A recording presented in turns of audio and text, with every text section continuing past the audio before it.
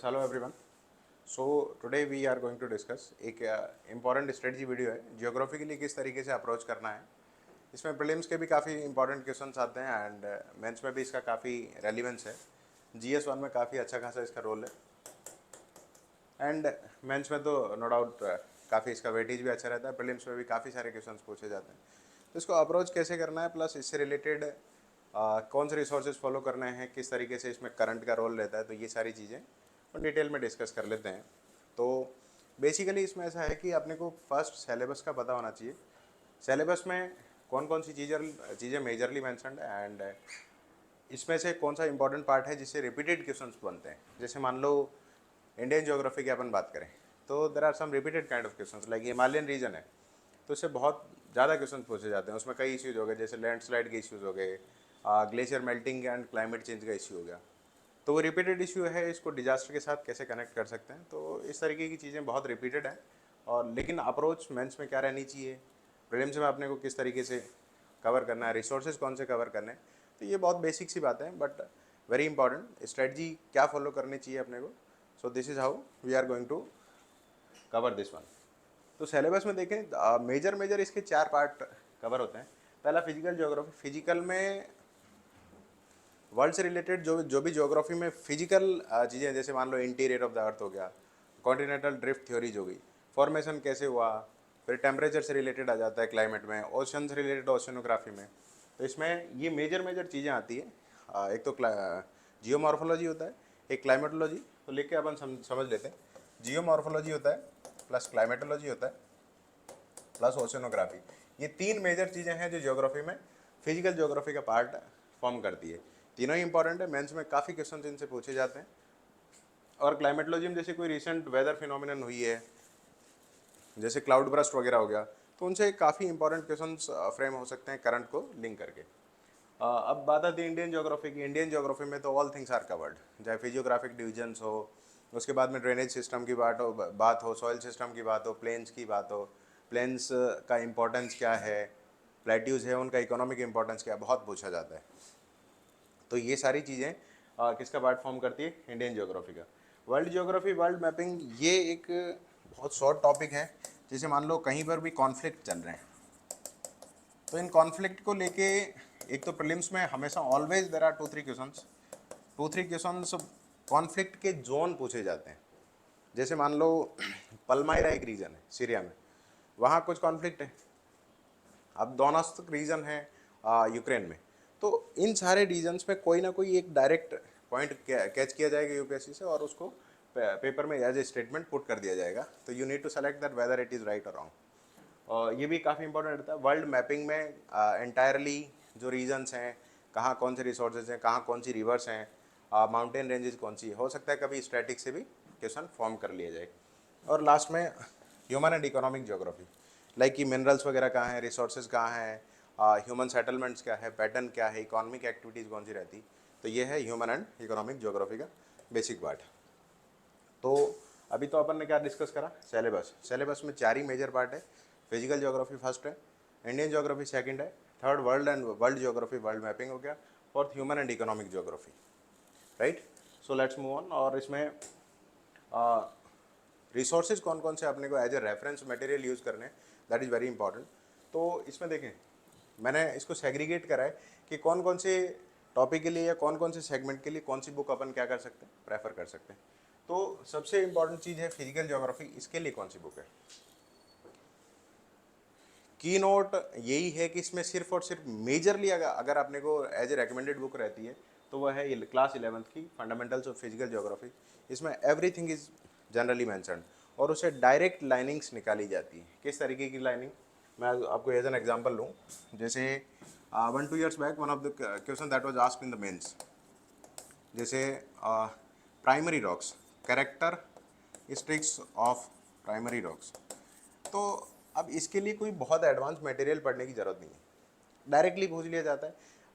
Between the lines अगर कोई question frame करना है तो वो उस लाइन को पिक करेंगे और उससे क्या कर देंगे, मेंस में क्वेश्चन बना देंगे। प्रीलिम्स में तो नो डाउट, जैसे मान लो टेम्परेचर इन्वर्जन है या डिसकॉन्टिन्यूटी है, तो इनसे क्या करेंगे, कोई ना कोई स्टेटमेंट पिक कर लेंगे कि temperature inversion in the stratosphere it is it occurs, और उसमें टेम्परेचर नीचे से अपर लेयर्स में बढ़ता है, कम होता है, तो वो स्टेटमेंट पिक करती है यूपीएससी, और ये इम्पॉर्टेंट है। इसके लिए रिसोर्स कौन सा यूज़ करना है? एक ही मेजर रिसोर्स है, फंडामेंटल्स ऑफ फिजिकल ज्योग्राफी। सी, इसमें कई लोग ऐसा भी कहते हैं कि अपने को क्या कर सकते हैं, जीसी लियोंग यूज़ कर सकते हैं। इफ़ यू वांट तो यू कैन यूज़। अगर आपको ऐसा लगता है कि ये मैंने रिसोर्सेज पढ़ लिए हैं, इनमें 4-5 रिविजन्स मेरा हो गया है, उसके बाद में you can jump to the GC Leong, but I don't think so that is too much relevant. Major information is overlapping, जो एनसीईआरटीज में मैंशनड है वही उसमें मैंशनड है, और कोई बहुत एडिशनल इन्फॉर्मेशन उसमें नहीं है। तो more than sufficient geography, but still if you are having the time you can cover the GC Leong part as well. तो ये हो गया किसका पार्ट, फिजिकल ज्योग्राफी का। अब इंडियन ज्योग्राफी में सबसे इंपॉर्टेंट है, पहली बात तो ये कि जो बर्निंग इश्यूज़ है वो अपने को ध्यान रखने हैं। पहले तो जो बेसिक स्टैटिस्टिक्स है, जैसे फिजियोग्राफिक डिवीजन है, ड्रेनेज सिस्टम है, सॉइल है, नदर्न प्लेन्स हैं, कोस्टल आइलैंड है, तो ये as a topic, as a static topic, इनसे रिलेटेड जो फैक्ट बनते हैं उनका अभी रिसेंट इश्यूज़ क्या हैं, ये तो अपने को कवर करने ही है दी मास्टर। तो उसके लिए बुक कौन सी है? एंड क्लास 11th की ही पढ़ सकते हो, इंडिया फिजिकल एनवायरनमेंट। ये बात समझ में? तो उसमें मेजरली जितना भी स्टैटिक सेगमेंट है, स्टैटिक पोर्शन है, वो everything that has been mention in that book you need to cover that. लेकिन मुझे ऐसा लगता है कि मेंस के लिए that is not more sufficient. Reason being burning issues पूछे जाते हैं। जैसे मान लो कि कोस्टल आइलैंड्स है, इंडियन कोस्टल आइलैंड, तो उस पर क्लाइमेट का क्या इम्पैक्ट रहेगा, क्लाइमेट चेंज का रिसेंट इम्पैक्ट क्या है उन पे, और जो लो लाइंग अपने आइलैंड्स हैं तो उनमें इसका क्या इम्पैक्ट हो सकता है। तो आइलैंड को लेके कोई डिस्प्यूट है, उसको भी लेके काफ़ी क्वेश्चन इसमें पूछे जाते हैं। But still you can refer this book. लेकिन इसके साथ आपको करना ये पड़ेगा, करंट अपडेट रहना ही पड़ेगा। मान लो अगर कहीं पर इंडिया में किसी स्टेट में मिनरल की डिस्कवरी हुई है, तो आपको उस मिनरल की डिस्कवरी के लिए क्या करना पड़ेगा, करंट अफेयर्स में कवर करना ही पड़ेगा, एल्स तो you will be living a very important part, क्योंकि स्टैटिक में वो अपडेट नहीं होगा। You need to update those all things. ये हो गया इंडियन फिजिकल एनवायरनमेंट की बातचीत। उसके बाद ह्यूमन ज्योग्राफी में तुम ये बुक प्रेफर कर सकते हो, क्लास 12 की, फंडामेंटल्स ऑफ फिजिकल ज्योग्राफी। इसमें जनरली सेटलमेंट्स हो गया, ये सारी चीज़ें डिटेल में मैंशन है, राइट। इसके बाद में अपन क्या कर सकते हैं, ह्यूमन एंड इकोनॉमिक ज्योग्राफी के लिए क्या स्कोप बनता है, इंडियन पीपल एंड इकोनॉमिक। इसमें इंडिया के मिनरल और रिसोर्सेज की बात करिए, that is very important. See, prelims में हर साल एक सिलेबस में कैटेगोरिक टॉपिक मेंशन्ड है, मिनरल्स। ये सिलेबस में स्पेसिफिकली मेंशन्ड है। इसका मतलब ये है कि प्रीलिम्स में every year, if you will notice the paper, every year एक ना एक क्या है क्वेश्चन किसका रहता है। एक क्वेश्चन प्री की बात कर रहा हूँ मैं, प्री में भी रहता है और मेंस में तो डेफिनेटली रहता है। आई बात समझ में? लोग इसको मिस कर देते हैं कि ये मिनरल लिखा हुआ है। तो वर्ल्ड का कंटेक्स्ट, मिनरल के कंटेक्स्ट में वर्ल्ड का जो सिनेरियो है वो, और इंडियन कंटेक्स्ट में भी मिनरल्स आर वेरी इंपॉर्टेंट। जैसे मान लो कोई क्रिटिकल मिनरल की डिस्कवरी हो रही है, जैसे थोरियम हो गया, तो अगर इसकी डिस्कवरी हो रही है तो इसको अपने को ये क्या करना पड़ेगा, मेमोराइज करना पड़ेगा कि कहाँ इसकी डिस्कवरी हुई है। हो सकता है एज ए फैक्ट पूछ ले। अब क्रिटिकल मिनरल्स को अटैच करके साइंस एंड टेक से कोई क्वेश्चन मल्टी डायमेंशनली उसको क्या कर सकते हैं, अटैच करके पूछ सकते हैं मेंस में। तो ये चीज़ें बड़ी रेलिवेंट, बड़ी इंपॉर्टेंट। और अब नेक्स्ट मूव ऑन करते हैं, प्री में किस तरीके के क्वेश्चन पूछे जाते हैं। I had already explained that कि जनरली या तो कोई डायरेक्ट प्योरली स्टैटिक क्वेश्चन पूछ लिया जाएगा, प्योरली क्या, स्टैटिक क्वेश्चन, जिसकी पॉसिबिलिटी भी रहती है। हाँ, प्योरली स्टैटिक भी क्वेश्चन पूछे जाते हैं, नॉट दैट मच। लेकिन करंट अफेयर से रिलेटेड उसको कनेक्ट करके पूछा जाने की पॉसिबिलिटी ज़्यादा है। सी, इंडियन ज्योग्राफी से जो क्वेश्चन पूछे जाएंगे उसमें कहीं ना कहीं, जैसे मान लो मैं प्री की बात करूं, तो कहीं ना कहीं उसका कोई कंसिड्रेशन आया है। हो सकता है अभी जैसे इंडस वाटर ट्रीटी है, तो इंडस वाटर ट्रीटी में बेसिकली इंडस रिवर जो सिस्टम है, इंडस रिवर सिस्टम, वो न्यूज़ में है। तो हो सकता है कि प्रीलिम्स में इससे रिलेटेड अब इसकी जितनी भी ट्रिब्यूटरीज है तो उनकी ट्रिब्यूटरीज पूछ सकते हैं as a static question. Mains में इसको इसका रेलिवेंस, लॉन्ग टर्म इम्पैक्ट क्या हो सकते हैं, ये सारी चीज़ें पूछी जा सकती है। तो कहीं ना कहीं तो उनका कंसिडरेशन रिसेंट टाइम में हुआ है एज ए, और स्टैटिक टॉपिक तो तुम्हारे को पूरा प्रिपेयर करना ही है। सो this is very important pre में इस तरीके के। और फिजिकल ज्योग्राफी से स्टैटिक क्वेश्चन बनते ही हैं, जैसे अर्थक्वेक से रिलेटेड कोई क्वेश्चन पूछ लिया, पी वेव्स पूछ ली, उनकी प्रॉपर्टीज, एस वेव्स की प्रॉपर्टीज, और क्लाइमेटोलॉजी से कोई क्वेश्चन बना सकते हैं, साइक्लोन से रिलेटेड, साइक्लोन की टर्मिनोलॉजी से रिलेटेड कुछ भी बना सकते हैं। So as a static segment आपने को कंप्लीट कवर करना ही है, दिस इज़ वेर मिनिमम। उसके बाद में मैं आंसर राइटिंग स्ट्रेटजी भी डिस्कस करूंगा कि how to approach the answers, और पॉइंट फॉर्म में लिखना है या फिर पैरा फॉर्म में लिखना है, both are very important, but I am going to discuss about that as well. इसके बाद मेंस में किस तरीके के क्वेश्चन पूछे जाते हैं, सी कुछ क्वेश्चंस होते हैं डायरेक्ट थ्योरी बेस्ड क्वेश्चंस, जैसे मान लो अर्लियर पूछा गया था, ये सब PYQs हैं, एक तरीके से क्या है PYQs हैं। कुछ डायरेक्ट थ्योरी बेस्ड क्वेश्चन पूछ लेंगे, जैसे discuss the continental drift theory in detail, also discuss the supportive arguments in it. तो ये थ्योरी क्या है, उसके सपोर्टिव आर्ग्यूमेंट्स देने पड़ेंगे अपने को। मान लें कि जिग्स ऑफ इट है, जो मिनरल डिपॉजिट्स हैं, या कोस्ट लाइन हो गई, रोडेंट्स हो गई, तो अपने को उस थ्योरी को एज ए करंट टॉपिक तो क्या करना पड़ेगा, कवर करना ही पड़ेगा। ये कुछ प्योरली स्टैटिक क्वेश्चंस होते हैं, आई बात समझ। अब जैसे मान लो फोल्ड माउंटेन्स आपने से पूछ लिया, तो फोल्ड माउंटेन्स की स्पेसिफिकेशंस क्या है, कहाँ पर है वर्ल्ड में, इनकी लोकेशंस क्या है, इंडिया का कंटेक्स्ट क्या है, तो ये सारी चीज़ें अपने को क्या करनी है, डिटेल में कवर करनी है, राइट। ग्लेशियर लैंडफॉर्म्स क्या हो गया, जैसे जॉर्ड हो गया, तो इस तरीके के अभी रिसेंट क्वेश्चंस पूछे गए। लैंडफॉर्म्स आर जनरली क्या होता है, वो एक प्योरली स्टैटिक टॉपिक है, तो उससे हो सकता है कोई क्वेश्चन पूछ लिया जाए। अब जैसे मान लो अभी रिसेंटली हिमालयन रीजन में इसको हुआ, अब फिजिकल ज्योग्राफी से करंट लिंक कैसे होता है, एक इंपॉर्टेंट चीज़ सुनना, कि अभी हिमालयन रीजन में ग्लेशियर लेक आउटब्रस्ट फ्लड हुई, क्या ग्लेशियर लेक आउटब्रस्ट फ्लड। अब ये अगर फ्लड हिमालयन रीजन में हुई है, तो इसके जैसे चमोली फ्लड हुई थी थोड़े टाइम पहले, इसके लार्ज स्केल पे इम्पैक्ट हुए थे, तो इसको ज्योग्राफी से कनेक्ट करके एज ए डिजास्टर में, डिजास्टर एंड ज्योग्राफी को कनेक्ट करके कोई क्वेश्चन पूछा जा सकता है। तो अपने को फिजिकल ज्योग्राफी कवर कर रहे हैं उस टाइम भी we need to take care about it, कि make sure that you are covering the current segment as well. Current में अगर कोई हैपनिंग हुई है तो उसको ध्यान रखना ही है। Static is basically static is giving you the fundamentals of the geography, but you need to link these type of incidents with the current affairs as well।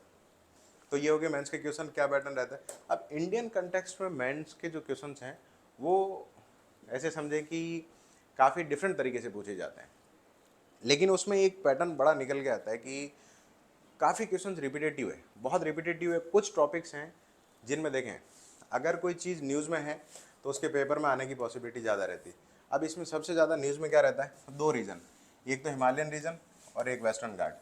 इन्हीं में सबसे ज़्यादा एनवायरमेंटल इश्यूज़ है, इकोलॉजिकल इश्यूज़ है, encroachment के issues है, illegal mining के issues है, तो और स्पीसीज एक्सटिंक्शन के इश्यूज़ है, डिफॉरेस्टेशन के इश्यूज़ है। तो major issues they are faced by the major physiographic divisions of India. बहुत रिपीटेटिव उनमें एक टॉपिक, उसमें सबसे ज़्यादा रिपीटेटिव हिमालय और उसमें लैंडस्लाइड। हिमालयन ऐसे समझे कि अगर मेंस में क्वेश्चन आ रहा है तो हिमालय से रिलेटेड कोई क्वेश्चन आने की पॉसिबिलिटी बहुत ज़्यादा है। तो हिमालय के क्वेश्चन उसमें कोई भी इश्यू ऐड कनेक्ट कर सकते हैं, उसमें कोई ग्लेशियर लेक आउटब्रस्ट फ्लड हो गए हिमालयन रीजन में, हिमालय में लैंडस्लाइड के इश्यूज हो गए, हिमालय में एक तरीके से डिफॉरेस्टेशन के इश्यूज हो गए, स्नो मेल्टिंग, ग्लेशियर मेल्टिंग के इश्यूज हो गए। तो इनके क्लाइमेट इम्पैक्ट पूछ लेंगे, क्लाइमेट चेंज पे इनका क्या इस पर क्या इम्पैक्ट है। तो ये सारे इश्यूज बहुत फ्रीक्वेंट है, बहुत फ्रीक्वेंटली पूछे जाते हैं, so that is very important. Western Ghat में तो अपने आप में इंपॉर्टेंट है, one of the biodiverse region, biodiversity hot spot.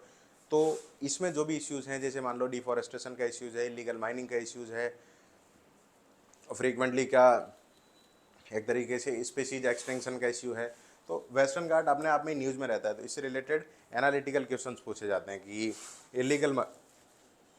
illegal mining and deforestation, it is a very big issue in the Western Ghat region. How these issues can be tackled, also discuss some government initiatives to tackle them। तो इनको tackle करने के लिए government की क्या initiatives हैं। अब देखें, मान लें हिमालय का रीजन है या फिर वेस्टर्न घाट का रीजन है, तो इसमें फॉरेस्ट फायर भी बड़ी फ्रीक्वेंट है, फॉरेस्ट फायर भी हो जाती है। मोस्टली हिमालयन यू के टाइप के रीजन हो गया, नॉर्थ ईस्ट रीजन हो गया, तो हो सकता है उनसे रिलेटेड कोई क्वेश्चन कनेक्ट करके डिजास्टर में पूछ लिया जाए कि forest fires are rapidly increasing in these regions, discuss the reasons associated with it. तो ओवरऑल अपने को होलिस्टिक वे में इसको कवर करना पड़ेगा। अपने को कोई रिसेंट हैपनिंग हुई है करंट में तो उसको भी ध्यान रखना पड़ेगा. So this is how we should approach Indian geography के क्वेश्चंस. मल्टी डायमेंशनल होने चाहिए. अब आंसर राइटिंग में सबसे ज़्यादा मोस्ट शॉर्ट क्वेश्चन यही है कि sir how to approach answer writing में. सबसे ज़्यादा क्वेश्चन क्या है? अप्रोच. अप्रोच कैसे करना है अपने को? सी, इसमें सबसे इंपॉर्टेंट है. अब उसमें भी सबसे ज़्यादा रिपीटेटिव जो क्वेश्चन है कि सर पॉइंट फॉर्म में लिखें या पैरा फॉर्म में. हमारे को लिखना पॉइंट है या पैरा फॉर्म में. तो मेरा स्पेसिफिक रिकमेंडेशन और जो चीज़ मैंने करी वो तो मैं डायरेक्टली बता सकता हूँ. इसमें यही है कि स्ट्रिक्टली इंट्रो एंड जो कंक्लूजन वाला पार्ट है उसको डेफिनेटली तुम्हारे को पैरा फॉर्म में ही लिखना चाहिए स्ट्रिक्टली, क्योंकि उसमें जितने पॉइंट मेंशन करोगे उसमें ऐसा होगा एग्जामिनर का पॉइंट ऑफ व्यू हो सकता है तुम्हारे से मैच ना करे, लेकिन पैरा फॉर्म में लिखोगे तो नंबर ऑफ रिकमेंडेशंस भी ज़्यादा आ जाएगी. और पॉइंट फॉर्म में क्या होगा? स्पेस भी ज़्यादा कवर होगा. और डायरेक्टली इंट्रोडक्शन वाले पार्ट में पॉइंट मेंशन करना itself generally not considered very good. ये एक जनरली अच्छी स्ट्रेटजी कंसिडर नहीं होती है. तो इंट्रो और कंक्लूजन में तो पैरा ही रखना है. और जो कंक्लूजन है वो एक तरीके से फ्यूचरिस्टिक होना चाहिए. क्या होना चाहिए? फ्यूचरिस्टिक एंड सस्टेनेबल होना चाहिए. सस्टेनेबल उसमें क्या मेंशन कर सकते हो? सबसे इंपॉर्टेंट पार्ट है ज्योग्राफी से रिलेटेड. अगर कोई बात है, एनवायरनमेंट की बात है, डिजास्टर की बात है, तो उसमें एसडीजी मेंशन कर सकते हो. तो इसमें क्योंकि 17 एसडीजी है. एसडीजी कितने? 17 प्लस 169 क्या है? सब गोल्स हैं. तो तुम्हारे माइंड में जितनी डायमेंशन आ सकते हैं ना, majorly they are covered under SDG. तो इनको क्या करना है? मेंशन करना ही है. बाकी आंसर का जो मेजर पार्ट है इंट्रो और कंक्लूजन को छोड़ के, उसमें तुम क्या कर सकते हो? Write as many point, as many, जितने पॉइंट मेंशन कर सकते हो that is going to be very good. और जनरल स्ट्रेटजी क्या रहनी चाहिए? 15 मार्कर में ऐसे समझ लो कि 15 पॉइंट से ज़्यादा होने चाहिए. एंड 10 मार्कर में 15 मार्कर है तो 15 पॉइंट से ज़्यादा हो. 10 मार्कर है तो जनरली 10 टू 10 प्लस पॉइंट होने चाहिए. इससे होता क्या है कि मान लो एग्जामिनर तुम्हारे को 15 पॉइंट में से 4 पॉइंट कट कर देता है या 5 पॉइंट क्या कर देता है? कट कर देता है. तो तुम मार्क होगे 10 पॉइंट पे. और अगर तुमने 10 पॉइंट लिखे हैं और 4 कट हो गए तो 6 पॉइंट पे मार्क होगे. So who is which of the method is going to be more beneficial? For sure 10 point. 15 में से अगर 5 कट भी हुए तो 10 point you are left with 10 points. So that is going to be much better. So ये strategy geography में follow करनी चाहिए अपने को. आपने डिस्कस ये करा कि इसका रेलिवेंस क्या है, स्ट्रेटजी क्या है, स्टैंडर्ड बुक्स क्या है, क्वेश्चंस का पैटर्न क्या रहता है, and how we should approach this topic. So we have covered this entire thing in one strategy session. Further कोई टॉपिक आएगा तो we will discuss about that as well. Thank you.